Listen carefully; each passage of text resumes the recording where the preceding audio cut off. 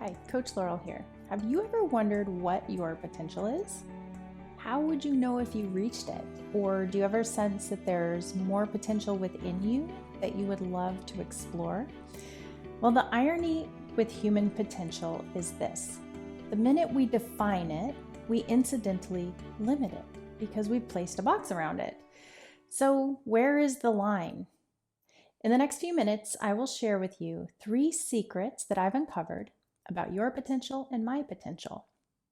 Secret number 1, trust your internal compass. Did you know that your internal compass is more effective than your brain? Well, here's why. In the documentary, The Power of the Heart, Roland McCready of the HeartMath Institute disclosed the research that they conducted on how information flows between the heart and the brain. In this study, participants were hooked up to brain, skin, and heart monitors. Each person was shown 30 random high and low arousal images. An image popped up for 3 seconds, then was blank for 10 seconds. The results? Well, the heart reacted first before the brain. But what was truly shocking about this study was they found that the heart clearly reacted before the person visually saw the image. And what's even more mind-blowing to me is the heart reacted 5 seconds prior to the high arousal picture being randomly chosen by a computer program. So what does this tell us? This kind of shakes up our worldview. According to surface science, this would be impossible. However, as we study quantum physics, we understand that energy and subatomic particles are not subject to the same laws of physics as matter is. And literally everything in the universe is made up of energy. So if the heart is connected to something much greater than the limitations of time and space, imagine your life if you began to listen more deeply to your inner guidance, your inner knowing, and your inner compass. So consider the language around the heart. Decades of disparate cultures across the globe and over centuries have known at a deeper level there's something that the heart knows.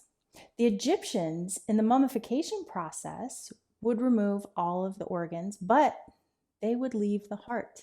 They believed it was the center of all knowledge. Author John C. Maxwell included intuition as law number 8 in his book, The 21 Irrefutable Laws of Leadership.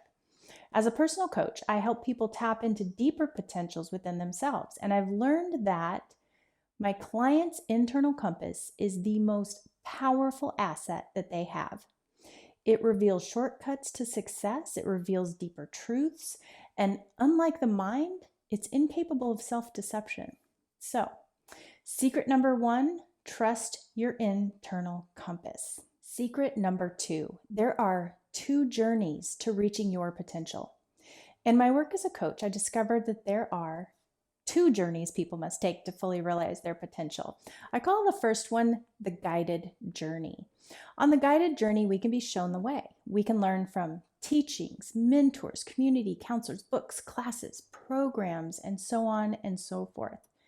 Yet, there's a time in our life when the answers provided to us may become the very box of our limitations. There comes a time when we must choose to maintain the way that we've been shown or to pave the remainder of our life through our own inner wisdom. This is the second journey. So to continue to our fullest growth, we must embark on that second part of the journey. This journey is the self-discovered path. Many spiritual practices have known about the second journey for centuries. However, Western thought has only become more aware of it since the early 90s. In 1995, Thomas Leonard professionalized coaching by identifying the core distinctions personal coaching held from the other helping modalities that were already out there, so counseling and consulting primarily. Before the profession existed, people often had to embark on the second journey alone or with spiritual guidance. When I was growing up, I looked around for elders who were able to guide me in life.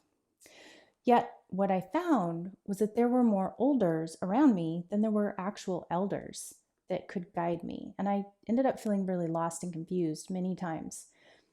Personal coaches are the experts of the second journey. And what's fascinating is that coaching is a new form of eldership where people are learning from themselves.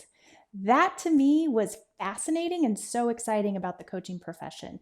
I learned about coaching in my early 20s and never looked back. Secret number 2 is to reach your potential, embark on that second journey. You can do this through spiritual exploration, cultivating a spiritual practice, or in the hands of a trained coach. And now, secret number 3. The second journey is optional. Yes, that's it. So many people go to their grave having never embarked on the path to their potential, and they've never had the honor of learning from their own wisdom. This isn't good or bad or right or wrong. It's just a truth of the human experience. We're born with free will, and reaching new potentials is always a choice. So the second journey requires an exploration guided by our own internal compass, your heart.